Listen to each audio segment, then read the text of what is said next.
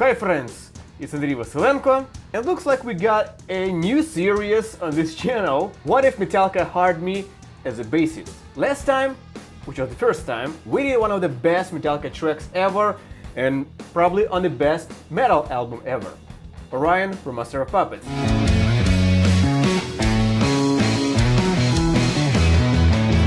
And today is the turn for one of the least popular Metallica songs from one of the least popular albums, which was still sold like multi-platinum, and who today celebrates 20th anniversary. I'm talking about Load, and the song is Wasting My Head.